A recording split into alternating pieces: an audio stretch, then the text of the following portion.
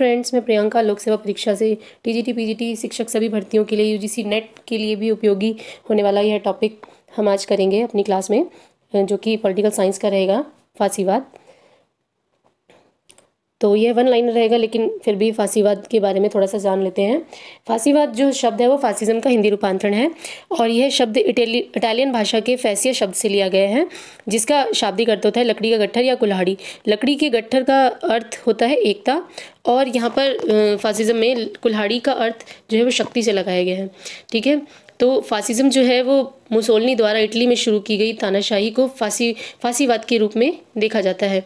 इसे इस एक प्रकार से सर्वाधिकारवाद का व्यावहारिक रूप कहा जा सकता है। फर्स्ट वर्ल्ड वॉर के बाद यूरोप में बड़ी संख्या में राजनीतिक आंदोलन हुए, जिन्हें फासीवाद कहा गया। इसका मुख्य उद्देश्य तानाशाही की स्थापना करना था। इन्हें शासकों और उच्च वर्गों के अभिजात और पूंजीपतियों द्वारा समर्थन प्राप्त था। तो फासिज्म का उदय ऐसे हुआ। आइए हम अपने क्वेश्चंस की तरफ चलते हैं। जनतंत्रवादी, तानाशाह, उदारवादी तथा धार्मिक प्रमुख में से किसने राज्य को एक साध्य के साधन के रूप में नहीं बल्कि स्वायत्त साध्य के रूप में माना है? तो ये तानाशाह। नेक्स्ट है, आधुनिक तानाशाही ने जन्म दिया सर्वसत्तावादी राज्य को। नेक्स्ट है, जन लोकतांत्रिक अधिनायकवाद का विचार किसने दिया? तो माओ ने दिया। सभी कुछ राज्य के अंदर है, राज्य के विरुद्ध और बाहर कुछ नहीं है, किसने कहा? यह कथन किसका है? यह कथन है मुसोलिनी का। मुसोलिनी कहते हैं सभी कुछ राज्य के अंदर है, राज्य के विरुद्ध और बाहर कुछ नहीं है। तो यह कथन मुसोलिनी ने कहा। नेक्स्ट है, प्राय सांस्कृतिक राष्ट्रवाद के जनक के रूप में निरूपित या चित्रित किया गया। तो किनको किया गया सांस्कृतिक राष्ट्रवाद के जनक के रूप में? जॉन गॉटफ्राइड हर्डर को। नेक्स्ट है, जब कूटनीति का अंत होता है तो युद्ध आरंभ होता है। यह कथन किसका है? एडोल्फ हिटलर का। नेक्स्ट है, ग्रामसी ने फासीवाद की विशेषता बताई है। तो निष्क्रिय क्रांति। ठीक है, जो निष्क्रिय क्रांति है वो फासीवाद की विशेषता है। नेक्स्ट है, सब कुछ राज्य के भीतर, राज्य के बाहर कुछ नहीं है और राज्य के विरुद्ध कुछ नहीं है। यह कथन इंगित करता है सर्वाधिकारीवादी राज्य को। जैसे कि मैंने आपको बताया कि जो फासिज्म है यानी फासीवाद है, उसको सर्वाधिकार का व्यवहारिक रूप भी कहा जाता है, इसलिए यह कथन सर्वाधिकारवादी राज्य का है। नेक्स्ट है, जिसे जीना है उसे युद्ध करना होता है। यह कथन किसका है? हिटलर का है। यह कथन हिटलर ने दिया था। नेक्स्ट है, हिटलर को किसका राजनीतिक शिष्य कहा जाता है? हिटलर को किसका राजनीतिक शिष्य कहा जाता है? हीगल का। नेक्स्ट है, हिटलर की आत्मकथा है मीन कैम्फ। हिटलर की जो आत्मकथा है वो मीन कैम्फ है। नेक्स्ट है, आधुनिक समय में बल सिद्धांत के बलिष्ठ समर्थक थे। कौन थे? हिटलर। नाजीवाद का जनक था या थी? हिटलर। नेक्स्ट है, नाजीवाद, फासीवाद, लोकतंत्र तथा अराजकतावाद में से हिटलर ने किसकी वकालत की? तो हिटलर ने नाजीवाद की वकालत की। नेक्स्ट है, अस्थायी अधिनायकवाद के स्थायी और सुस्थापित अत्याचारपूर्ण व्यवस्था बन जाने की संभावना सदा बनी रहती है। यह कथन किसका है? केसी वेयर का कथन है।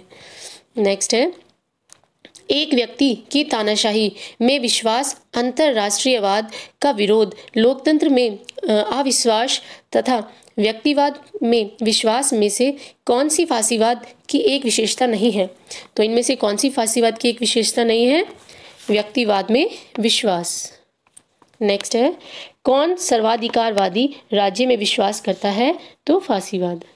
नेक्स्ट है, फासीवाद समाज की निगमवादी समझ, प्रजातीय उत्कृष्टता, सर्वहारा की तानाशाही और आज्ञा पालन एवं अनुशासन में से किस एक सिद्धांत का समर्थन नहीं करता है? तो यह सर्वहारा की तानाशाही का समर्थन नहीं करता है। नेक्स्ट है, फासीवाद हिंसा, युद्ध, नेता और क्रांति में से किसको महिमा मंडित करता है? तो किसको महिमा मंडित करता है? हिंसा, युद्ध तथा नेता को। ठीक है, इनमें से किसको? हिंसा, युद्ध तथा नेता को। फासीवाद के फासिस्ट शब्द का अर्थ है? तो फासिस्ट शब्द का अर्थ है प्राचीन रोम के अधिकारियों की शक्ति के प्रतीक के रूप में डंडों का समूह, जैसे कि मैंने आपको बताया कि लकड़ी का गट्ठर, तो यहाँ पर फासिस्ट शब्द का अर्थ लकड़ी का गट्ठर यानी डंडों का समूह। तो फासीवाद का जन्म हुआ था, फासीवाद का जन्म मैंने आपको वीडियो के स्टार्टिंग में बताया, फासीवाद का जन्म इटली में हुआ। नेक्स्ट है अंतरराष्ट्रवाद का विरोध किया फासीवाद ने। फासीवाद नेक्स्ट है फासीवाद के संबंध में सही युग्म है तो इटली और मुसोलिनी, क्योंकि इटली में मुसोलिनी ने यह फासीवाद स्टार्ट किया था, तो इसीलिए सही सुमेलित है फासीवाद और इटली। नेक्स्ट है फासिज्म किस भाषा से लिया गया है, तो ये लैटिन भाषा से लिया गया है। नेक्स्ट है इटली में फासीवाद के उदय परिणाम था, तो किसका परिणाम था जब फासीवाद का उदय हुआ, तो ये किसका परिणाम था, प्रथम विश्व युद्ध का होना। नेक्स्ट है किसने कहा आदमी के लिए युद्ध वही है जो औरत के लिए मातृत्व है, तो यह मुसोलिनी का कथन है, ये मुसोलिनी ने कहा था। नेक्स्ट है मेरा प्रोग्राम यानी कार्यक्रम कार्य है बात नहीं, यह कथन किसका है, मुसोलिनी का। मुसोलिनी फासीवाद के मुख्य विचारक हैं, इसलिए ज़्यादातर कथन मुसोलिनी के ही हैं इसमें महत्वपूर्ण। नेक्स्ट है जर्मनी में हिटलर ने किस प्रकार के शासन की स्थापना की है, तो तानाशाही। नाजियों द्वारा किस पुस्तक को अपना बाइबल माना गया, तो मीन कैंप को। नेक्स्ट है किसने फासीवाद के सिद्धांत का वर्णन इस रूप में किया है कि वह समाजवाद का समाजवादी रूप है, तो अल्फ्रेडो रोक्को ने। नेक्स्ट है फासीवादियों के अनुसार जनतंत्र का सर्वाधिक वास्तविक रूप किसके द्वारा चलाई जाने वाली सरकार में पाया जाता है, तो यह अभिजात वर्ग। मैं आपको वीडियो में बता चुकी हूँ पहले ही, सबसे पहले स्टार्टिंग में।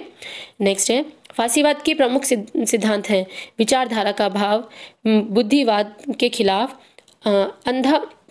अंधराष्ट्रवाद, युद्ध प्रेम, सर्वशक्तिमान राज्य, विशिष्ट वर्ग में विश्वास, हिंसा को महत्व तथा समाजवाद, साम्यवाद तथा लोकतंत्र विरोधी।